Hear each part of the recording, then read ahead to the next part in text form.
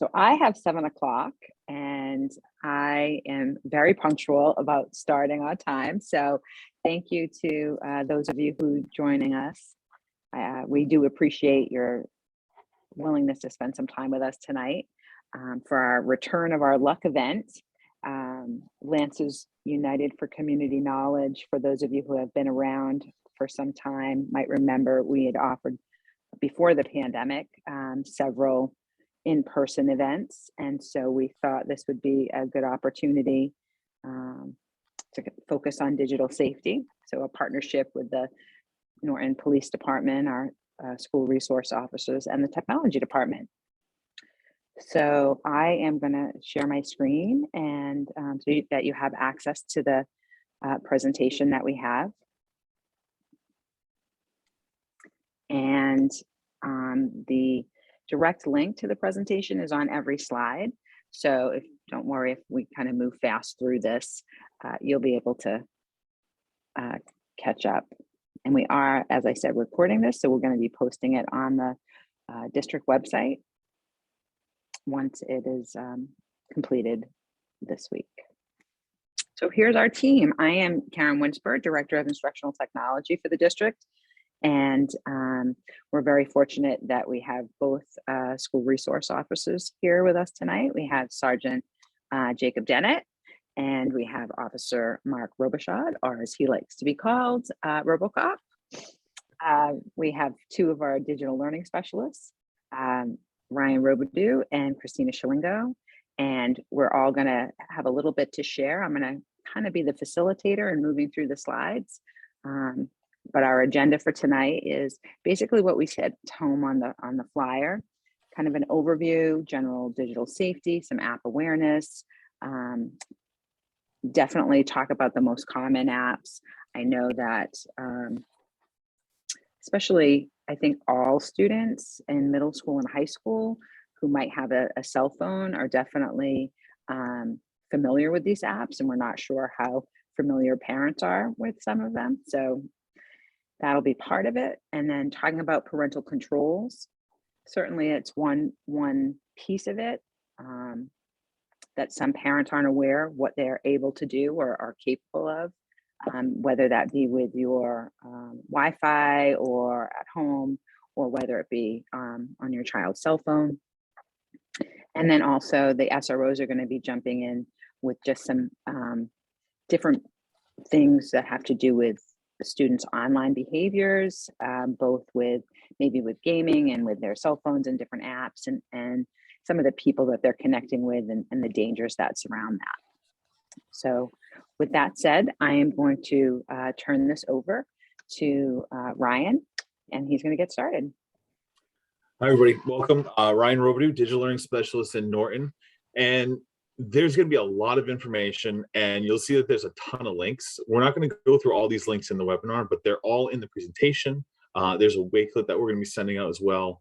So don't feel overwhelmed if you don't get it all in one shot. You can always go back to this and see it. So one of the goals is just to empower you all to be more aware of what apps are out there, what students are using.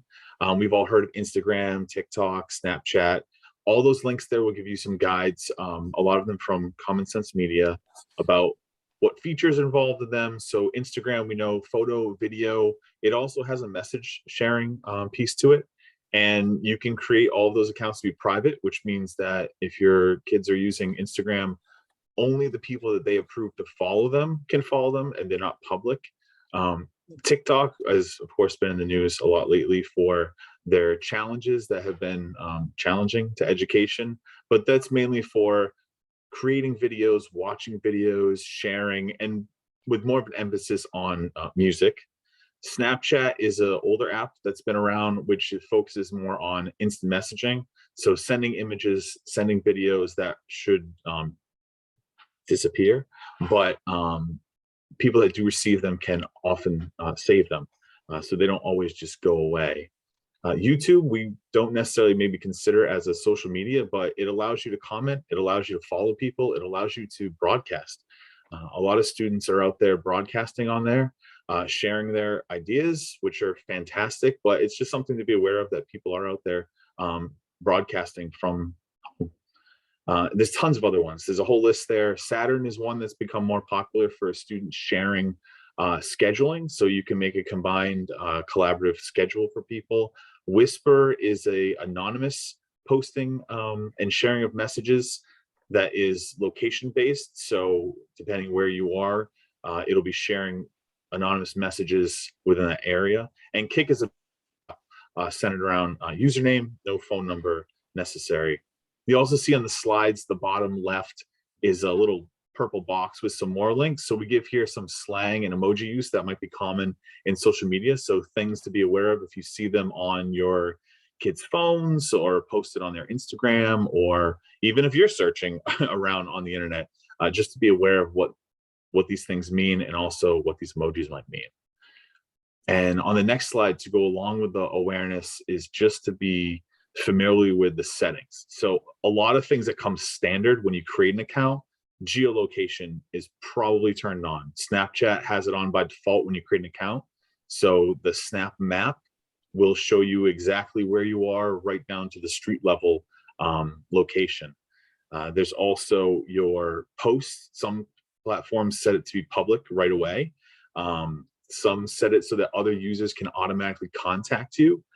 And you do have the ability in all of these to block or report other users. So if your students are finding getting inappropriate content or messages, they always have the ability to block that user and also report it for the web service to give them more information and investigate what's going on. Another thing that comes standard with a lot of these is recommendations. So in the app, you'll see advertisements for products. You'll see advertisements for promoting other followers for your kids to follow. So TikTok and Instagram are always promoting followers and who they should be looking at. Once you sign up, there's automatically 20 to 30 followers that they're promoting. People you don't know, famous people, non-famous people, just people that are getting clicks on the app. But don't get too scared. This is not for us to just say, hey, go take those phones and unplug everything. All these settings are adjustable. That link for privacy settings gives you details on all the privacy settings for all the apps that we talked about right now, and a whole boatload of other ones that are there. And the bottom, there's also a guide to TikTok. We put one for TikTok just because that seems to be more of a flavor of the year. A lot of people are on TikTok. It's been in the news, and if your kids are using it, it's good to take a look at what's there. Some general safety tips, recommendations from us, from Common Sense Media, which is again a great resource to look at. 79% of kids go to bed with their phone in their room. One recommendation is to not keep phones or digital devices like iPads in their rooms, but don't do that forever. As they become, maybe juniors or seniors, allow them to learn how to manage their devices while they're at home. Instead of having a restrictive environment and then sending them off to work or college, it's best to support them while they're there. Make mistakes in a supporting environment like home and school rather than when they're on their own in college. And if you can delay the social media use, that would be fantastic. Technically, the COPA rule prevents online services from collecting personal information on kids under 13. So if you have a student that is under 13 and they are on Instagram, Snapchat, TikTok, they have put in a false birthday, and the online service isn't going to check it. So they would be collecting information, videos, location, images, audio, that technically shouldn't be collected for anyone under 13. So if they do get on these social media accounts, setting them to be private, allowing for no public sharing of images would be a recommendation. And know what red flags to look for. Cyberbullying, anything that has location sharing, you probably want to turn off for the littles, and anything that might have inappropriate content. So the red flags, there's a link. And there's also a great step-by-step guide there for setting up an iPhone for kids. So if you have a phone and you want your student to have a phone, there's a way to set it up for your students to make it safe, to make you have some control over what's going on, to know what they're doing. And on the next slide, we have some more information on those controls that are available. So in the almost any of these devices, whether it be an Android or your iPhone, there are tons of ways to block and filter content. If you're an Xfinity customer, which most of us in Norton are, there's a link to get to parental controls on how you can control the Wi-Fi, not on the device level, but on the actual internet that comes into your house, turning off the Wi-Fi maybe at night. And there's also ways to block and filter content. If you put on a Google Safe Search, that will automatically filter content in Google searches that your students are using on the devices, home computers. There's also a link there for digital well-being settings. So on iPhones, Android phones, there's all sorts of apps that can help healthy habits for monitoring screen time, monitoring device usage. And there's other third-party apps like Bark, and it's coincidentally called Screen Time by iOS, that allows families to set up access so students can have restrictions on screen time, curfews, and other things that can be monitored so you can check up on what's going on. And below, again, is a nice family guide for parental controls that gives you almost anything that you can control on the devices and also social media. And I think Christina is going to go on to talk about the next step, which is not always about parental controls, but just having honest conversations at home with your kids. Yeah. Hi, everybody. Christina Schlingo. I, along with Ryan, are the two digital learning specialists for Norton. So I'm going to go over kind of some bright spots of social media and also tips for having conversations at home. And just to lead into this, I feel like it's important to note that having this conversation at home is an ongoing conversation. And I feel like oftentimes it's really the emphasis on, oh, for our kids, right? Our kids are growing up as like this first generation of true digital natives, and their kind of digital terrain is unprecedented. And sometimes not enough credit goes to parents and guardians of this generation that you are all doing something that's never been done before to either. No one has ever parented with this much technology at kids' fingertips. So again, these are just really general, just some starting points. The conversation is going to vary greatly based on how old your children or your child is, but you know your kid best. So just some general guidelines would be connection before correction. So try to listen, try to model before you just go into straight lecture mode or you kind of start meddling in their social media accounts. Ask a lot of questions, be inquisitive, like they really are the experts when it comes to what it feels like to grow up with social media and with so much technology. Always make sure you keep lines of communication open, like reaffirm that they can come to you at any time and talk to you about something that's been said or something that they found, or sometimes honestly something that without even searching for it or looking for it kind of just winds up on their Instagram feed. And one important thing to note is that for a lot of us, like people who are not currently kids, the digital world and the real world are kind of two separate things to us because we can remember life before social media. But for a lot of our kids, they can't. Like social media is their life. It's the digital world and the real world are so intertwined. It's so much an integrated part of their day that they don't necessarily see it as two completely separate spheres. It's really just their world, their life, all in one. And like I said, it's part of an ongoing conversation. It's not one and done. There's no such thing as having this conversation too late. So if you're listening in and you have a parent, you're a parent of a 16-year-old and you're like, oh my goodness, I haven't been talking about any of this, it's okay. A conversation is better than no conversation. And a conversation, I really like the way, and we link this in a couple of slides, I'll point it out. There's a TEDx talk about kind of parenting or the challenges of raising a digital native. And it talks about how there's basically no app that can do what like meaningful conversation and discourse at home can do. So it's such an essential part of raising kids to behave appropriate online and to maintain like healthy tech life balance.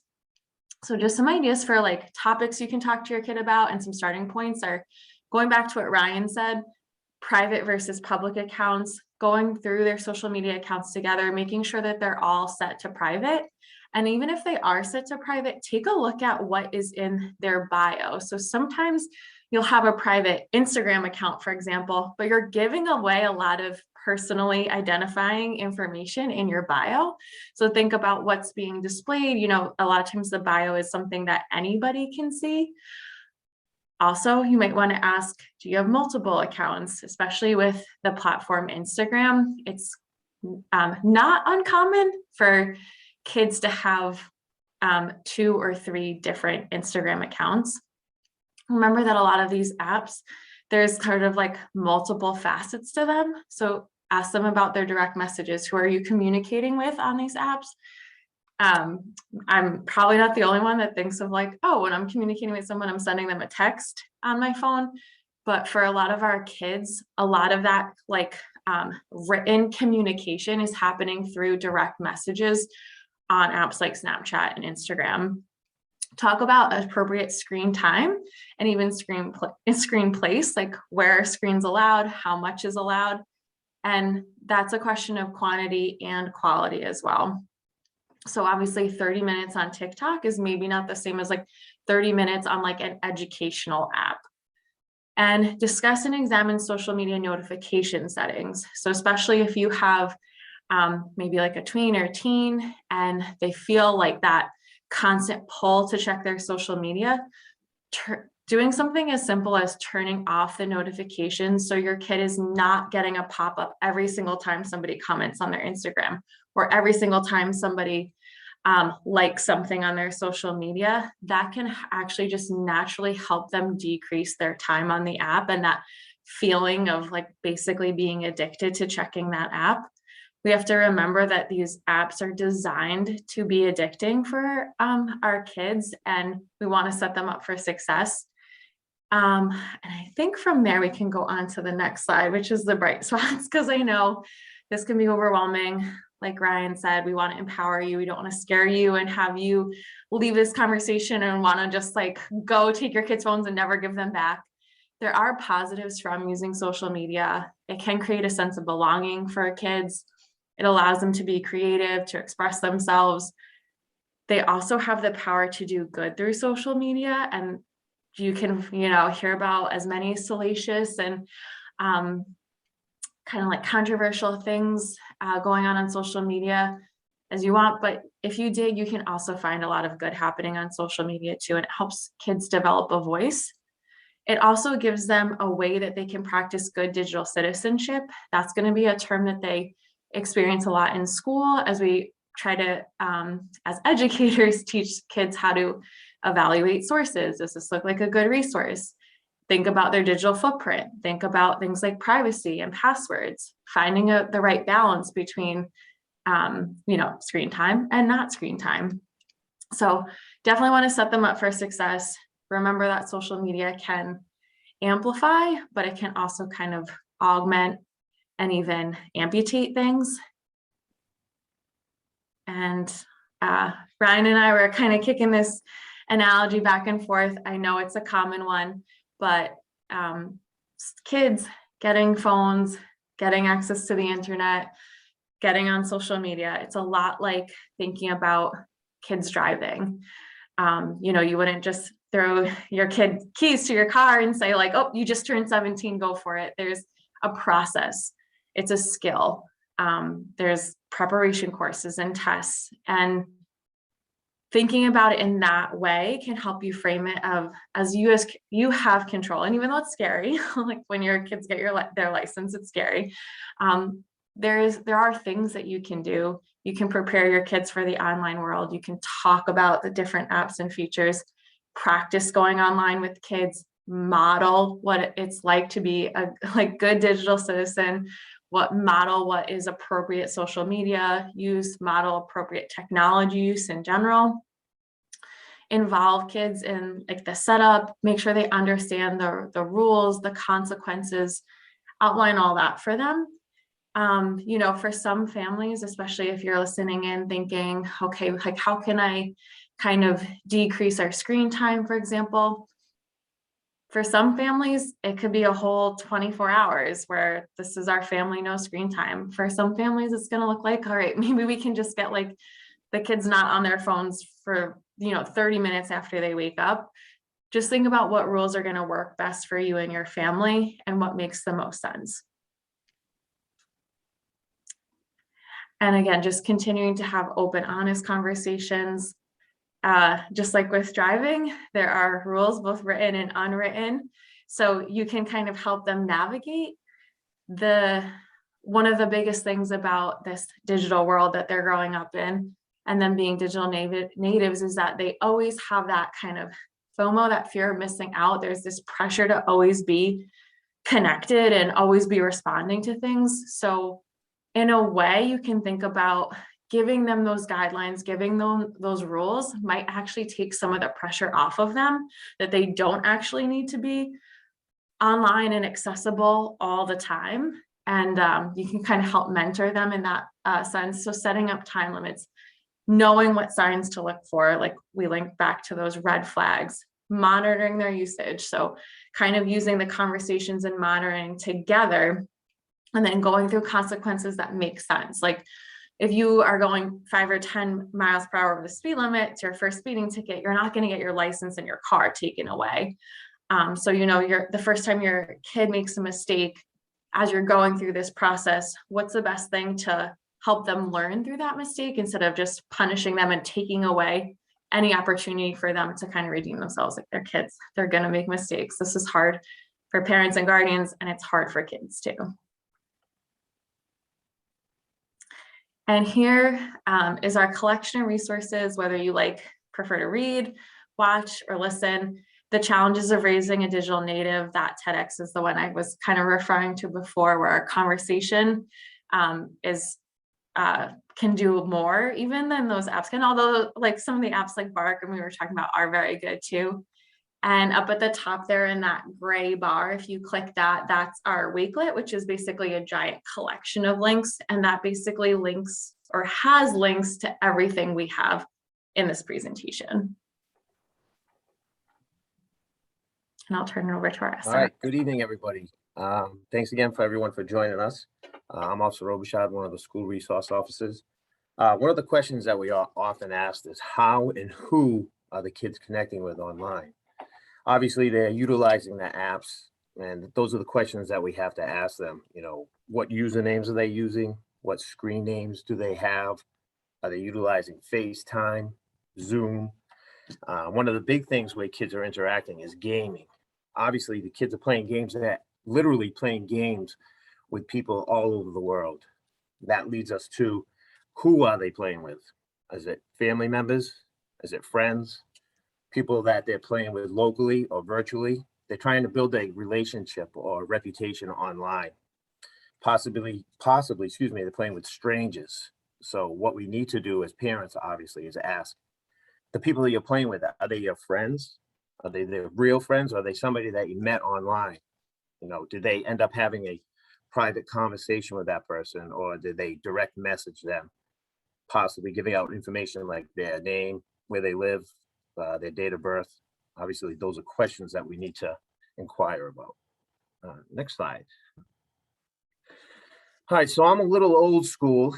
I refer to cyberbullying as online bullying. Basically, they're pretty much the same thing. It's bullying or harassment that occurs over a digital device, such as cell phone, computers, or tablets. Obviously, when I'm at school, I try to converse with the kids and I tell them, they're always text messaging back and forth, or they're using direct messages. I try to explain to them that those messages don't have feelings. We can converse face to face and you can tell if I'm mad or upset. But when we're texting back and forth, I can text Sergeant Dennett and he may say, oh man, that's not what he may consider it being rude or ignorant. And I didn't interpret that way. It can be misinterpreted, I guess, and it can lead to conflict. And that conflict then rolls over into the school. The school gets involved and we try to resolve that issue as quickly as possible. Next slide. So if a situation like this arises, obviously we're parents, we know our children the best. Perhaps somebody's a little upset or scared. Maybe something is going on at school. Maybe it is somebody's being bullied. maybe they're not. You know, obviously, if they're uneasy or they're scared about going to school when typically they aren't, obviously this is a conversation we have to have with them. Obviously, emotional changes. The person is stressed or nervous. One of the big red flags that we see is the decrease in device usage. Obviously, if they stop using their device all the time, something's going on. Maybe it isn't, maybe it is bullying, maybe it isn't. But if your child is being bullied, you know, please stay calm, don't retaliate, talk to your child, explain to them about the situation. Perhaps you have to block that person or even delete them. Try to get copies of your the messages where the student was bullied. And in case you have to notify the school or either myself or Sergeant Dennett, then we can take appropriate action. All right, next slide. So one of the things that's more common, unfortunately, that we're starting to see a little bit more frequently and maybe difficult to discuss is sexting. Obviously, that's now coming to the forefront and we're starting to deal with it much more often. So sexting in Massachusetts is sending, receiving, or forwarding sexually explicit messages, photos, videos, or images via cell phone, computer, or any other digital device. Obviously, this can also happen on sites or apps that the kids are joining, but something that you try to explain to them that once it's out there, it becomes permanent in public. I use the analogy of if you don't want to show it to your grandmother, then don't send it. Obviously, if the school then gets involved, you know, we don't want to damage these kids. We all make bad choices. We'll try to resolve the situation before it comes to the next step. And hopefully we can do that successfully. Next slide. Very good. Good evening, everyone. My name is Jacob, the SRO based over at the high school. And very lucky to get to work with Mark and really the rest of the crew on the panel here tonight on a lot of these issues. We met finalizing things yesterday and as Karen pointed out, like the goal was not to try to scare everybody, and it's going to get a little more significant here at this kind of last part of all of this. But it's, you know, all of this is just to give you information to try to give you some things to look for, to watch for. Hopefully, you know, from a preventative standpoint, that's the goal with all this, is to try to keep something from happening and to keep our kids safe. You know, when we were brought up, we talked about, or were told about stranger danger and you know, how to be aware of who was around us and what was going on around us. And you know, way back my days teaching DARE, that was one of the lessons all the way down to the first grade kids, talking about strangers and you know, kind of how to look out for themselves and to be aware and to be cautious. That aspect is still really in play, and in the advent of technology, the advances in technology, it's ever present, and certainly it's changed a bit, but it's something we still need to pay attention to, something we still need to be cognizant of. You know, we literally we call them phones. It's probably the last thing they use for these days, these handheld devices, but you literally can connect with anybody around the world in an instant. And, you know, that, as Christina pointed out, can be a very helpful thing, and often is, but there's that danger side to that too, that side that can to lead to problems. And that's kind of where we're gonna move here a little bit. And that can be, you know, just a simple thing, someone requesting pictures, all the way up to examples or instances of sexual exploitation and all that goes along with that. Next slide, please. So it's just some data just to kind of back some of this up. From a study that was done, you look at deliverfund.org was the basis for all of these stats here, but nearly 60% of teens report being contacted electronically by a stranger. Officer Robichaud pointed out a minute ago, you know, when they're online and you know, hey, who you talking to, or, you know, who you're playing with or whatever, if it's a game, you know, and they'll say, you know, friends, and, you know, that's changed too. You know, we growing up, our friends were usually, you know, the kids at school, the kids in our close neighborhood, people that we knew their face, knew who they were in actuality. And the fact now is that these kids maybe interact with people on the other side of the world, have never seen them, maybe saw an image on the computer, but, as Karen had a meme she shared yesterday, you could be a dog or a cat online if that's what you want. So we really don't know who, in a lot of instances, who we're communicating with, who the kids are communicating with. And that's a big challenge and something that creates, a lot of concern and a lot of problems as things go through with these topics. 1 in 5 children using the internet have been sexually solicited. Again, that could be something as simple as requesting a picture, a video, or something, far more significant than that. In 2020, more than half the victims in federal trafficking cases were children. Of those, 89% were between the age of 14 and 17. So some significant numbers, some significant concerns. It's certainly a very, as with a lot of sex crimes, very underreported, and the true statistics, the victimization numbers. There's a lot of different estimations and suspicions, but the actual numbers just not known. We don't know all those cases. Some get reported, many more don't, unfortunately.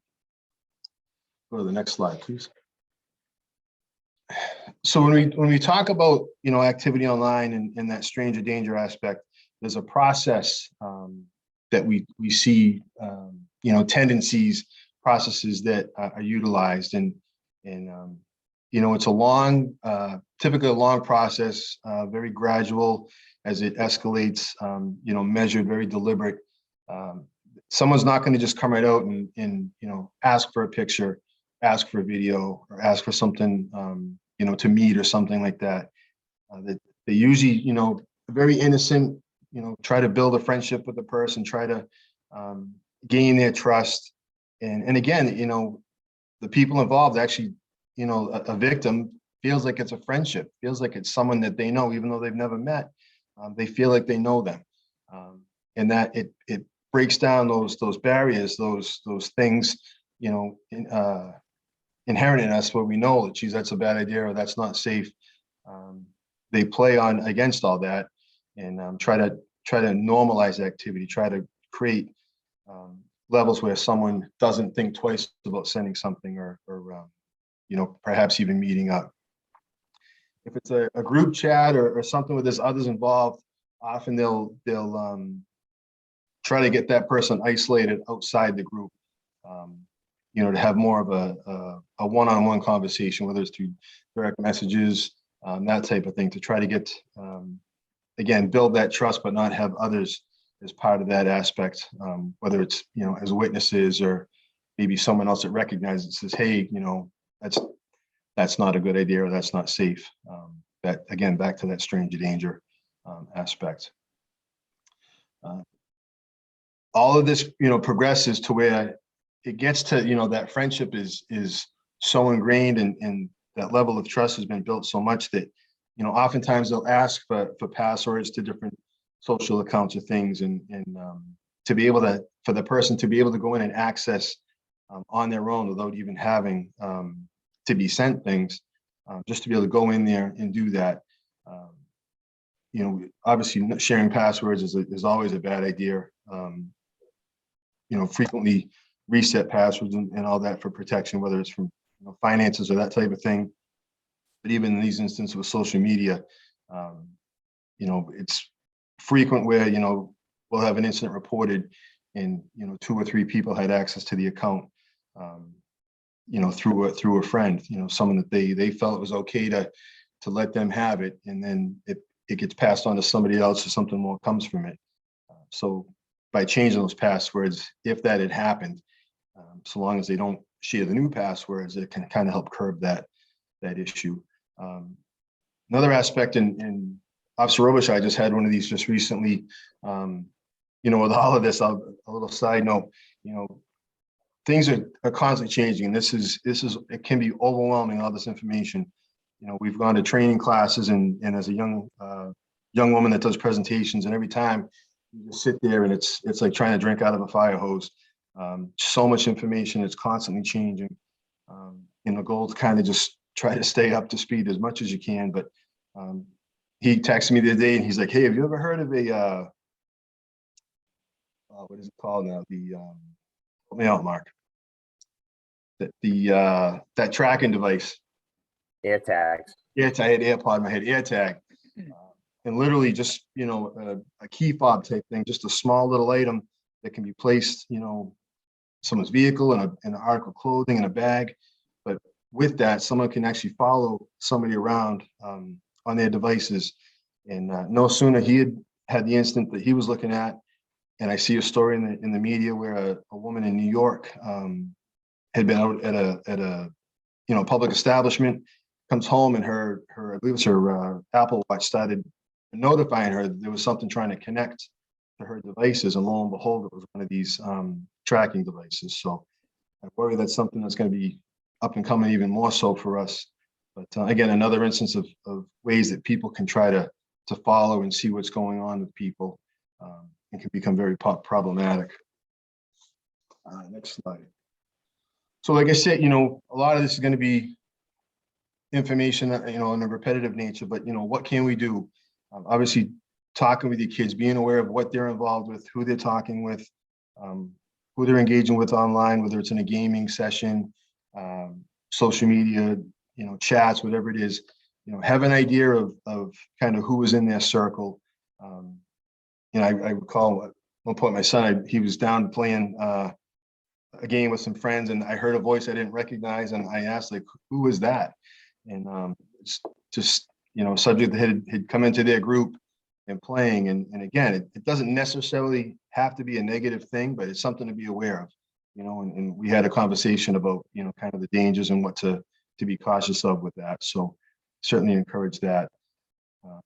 Privacy settings, Ryan had mentioned those, really, really important to know when they're signing up for things, how many different settings are preloading in there to have their locations or that type of thing.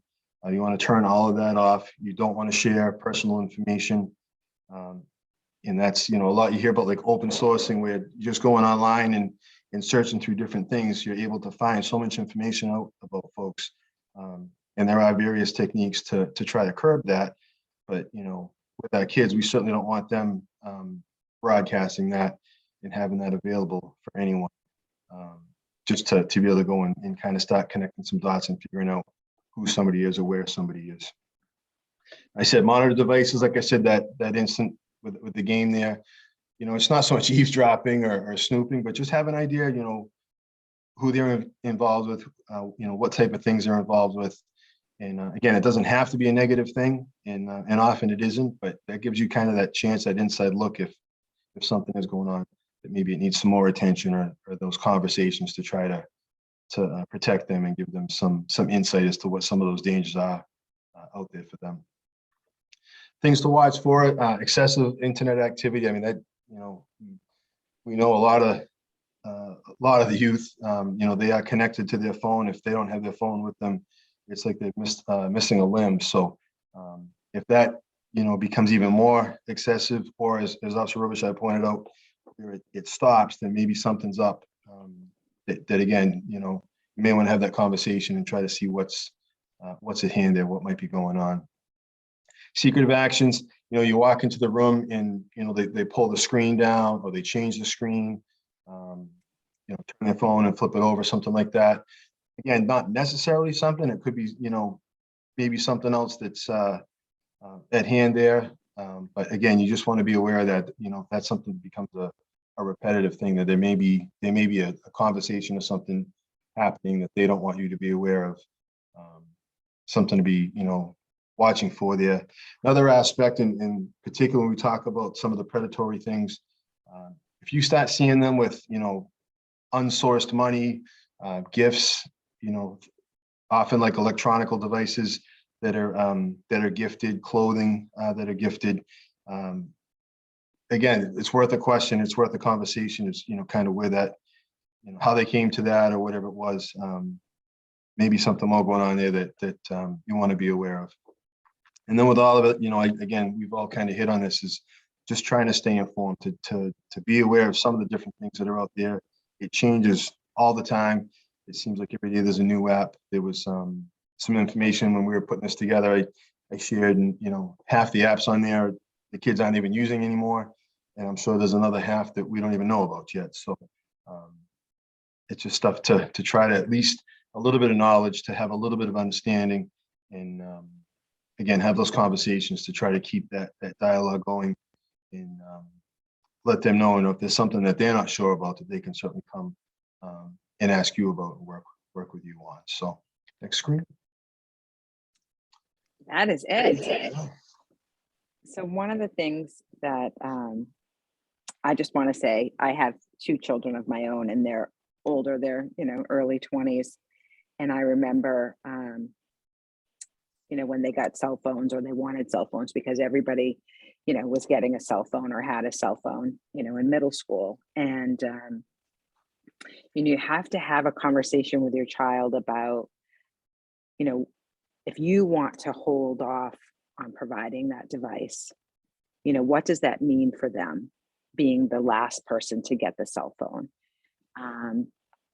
I think we're scared, right, as adults, because some of us don't feel really comfortable, having these conversations. Our parents didn't have these types of conversations, didn't need to have them with us. So it's scary. So just know that we're here.